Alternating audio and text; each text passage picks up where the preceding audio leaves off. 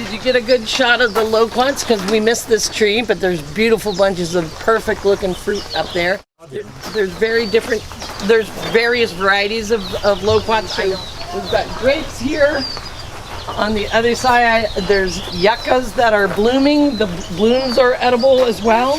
And these petals are kind of succulent as well, but they're edible. You might sprinkle them on top of a salad. Okay. So this is a yucca, and they're fruit. Do they ever have fruit? If they have a flower, they have fruit. Okay. But it's not to be confused with yucca, which is a tuber. Okay.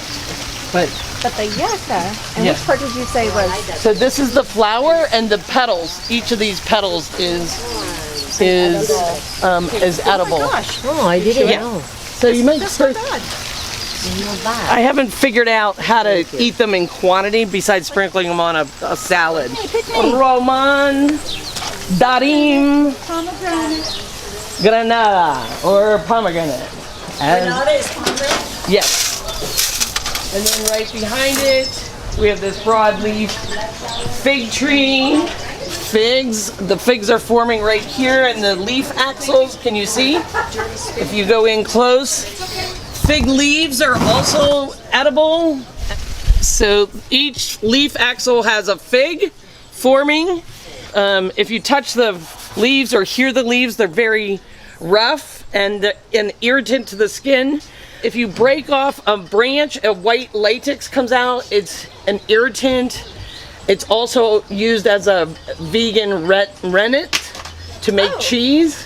Interesting. We have a common in southern Arizona, black mission, brown Turkish, and then there's a green or white fig, for which we have a jam right now, white fig blanco with Meyer lemon preserve.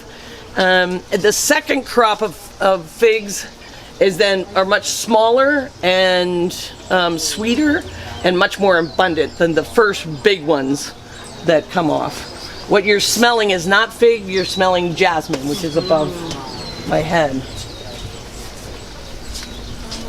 So beautiful. Yeah. It smells so good. Northwest, East Coast people recognize this. It's cute, yeah. It's almost like an apple. No, it's fuzzy. I don't know what that is. Isn't that interesting? It's a nectarine. So there you go. And then over here, we've got bamboo. That's used for construction and other things, but not edible except for the bamboo shoots. And then we have the carob tree, which is dioecious, meaning they've got male trees and female trees, and only the females produce anything, just like in the human species. So do they need to be planted together in order to... So there are self-pollinating now, carob, because one of our biggest trees that we harvest every year near the Quaker house is a self-pollinating. It's the only tree around. And so what's interesting about this is the flowers have set, and if you see these like right on the branches there, those are the dried flowers, and then these bright lime green beans come out, big fat pods about this long. They look just wild when we're still green, and then they dry on the tree. Those are then harvested and made into carob powder, carob nibs, and everything else. We've got the pineapple guava that we saw over there, where the petals are edible and sweet. They melt in your mouth. Honeysuckle, another edible. Also like carnations on a tree. I have never seen such a thing. This is a flowering ornamental pomegranate. As you can see, the calyx. Is it eatable? No. So these are ornamental, and see the calyx looks like the forming of a pomegranate. Yeah. But the ornamentals are meant to flower big and then drop. And not produce fruit. beautiful. They look like for only American reasons why you would have an edible tree that you would make into an ornamental so as not to dirty the ground with human edible food. Yeah, we're special. This is Artemisia or silver mound. It's quite fragrant, and it's what they make the alcohol called absinthe. That's what it's made from. Absinthe. So sorry. definitely hard no on not eating that, right? So I did a dance performance in that location Oh, called You Are What You Eat. So all aloes come from the African continent. They were brought here, especially around Phoenix during World War II to address the many burn victims. I know this. The stomach egg is so good. Is that right? Yeah. Do you cook it or just eat it? No, you remove. There's a liquid inside, And just so eat it? you drink. It's very bitter. The catcomb flower of the mesquite, and then this little beans starting to form now. So it'll be the optimum time for harvesting mesquite is up until July 4th because it's less likely that they've been hit by rain.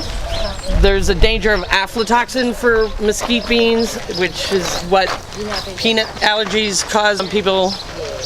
This is a spineless prickly pear. The idea of the scientists at the U of A was to design a prickly pear that in drought periods would be edible for cattle. They forgot to ask the cattle until after they developed this cross. And the cattle don't really like it. But what is edible are the young pads before they form the spines. You take these, you put them over an open flame to kill it, to burn any flames off of them. You can cut them and they cook them. They taste like green beans. You can pickle them, and you can brine them as well. And then just a few fruit. So there's two things edible. One is the small leaves, small pads called nopalitos. I don't know what that is in English. And then these fruit are forming out the side of this pad here. Those are called tuna in Spanish, or prickly pear fruit. And we're not harvesting prickly pear fruit this year because we harvested so much last year. My freezer's full of the juice, which we make jellies and combine with marmalades. It's an artwork, but it's a Texas mahogany. So really hardy pods, beautiful. Hardy pods, I like that. Hardy pods, Bread pods. but couldn't you see them in a bread? I have seen them in bread.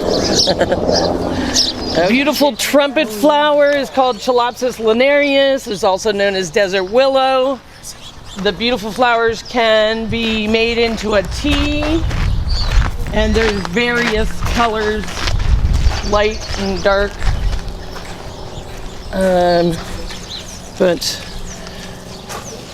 So desert willow. I don't know if it has medicinal properties as well. The one in the middle, the light pink one, that's also a desert willow. So we've thought about trying to candy these, try to figure out what to do with them. These are so popular. I see it's all over. Yeah, they're a native, so they're well adapted here, obviously. Yes. And I had just suggested the kombucha maker, Joe Myers, try to make kombucha out of Chalopsis tea or desert willow tree. We have ironwood, which is they call it, looks like a smoky flowering tree over there. Those pods are also edible. I like them in particular after they've gone from their fresh green form to the seeds, and then you can sprout them, and they're delicious sprouts. I'm not a big sprout fan, but Palo Verde sprouts and the ironwood sprouts are delicious. Wow, okay. You see the saguaros blooming. Often people think the blooms are red, but that's actually not until June when the flowers die away and the fruit comes out. We've harvested these out in Saguaro West, with Stella, who passed on in 2019, I think. But her daughters are keeping the tradition. They have grandfathered in a section of the protected Saguaro National Park. Now it used to be a monument. And they have permission to harvest and make their saguaro syrup, which is then made into saguaro wine, part of it. So we've done that a couple times. A neat experience. You take the saguaro ribs and there's a crosshair at the top that you wire on to pull down the fruit, and then somebody's sitting there with a basket or a bucket, kind of like we were doing with the loquats. But it's delicious fruit, and we don't do anything with it. We just donate it to the Tohono O'odham tribe, but we try to eat as much as we can when we're in the field. It's like a leathery, just sweetness, beautiful fruit. So all of those flowers So all those buds basically will turn into fruits. Correct. And being new, so they don't actually; those aren't going to make arms or anything. But each little arm those are just buds. All go out and bloom, and then each bloom turns into an individual fruit. And they split open, and they look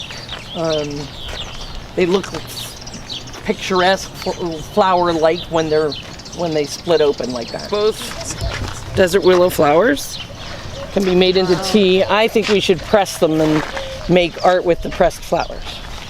Let's do it. Says Barbara to the art teacher. My muse.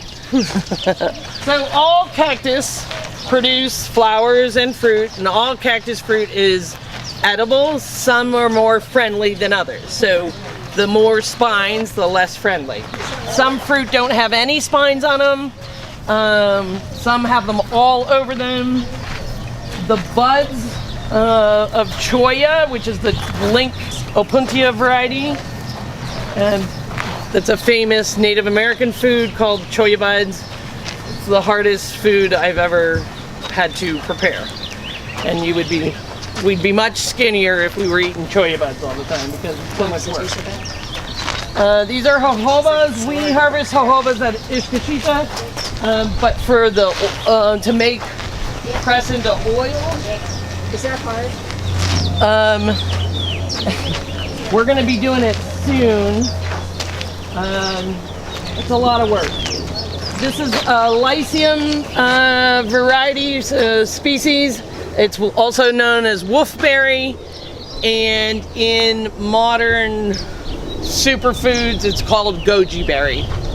So this is a desert goji berry.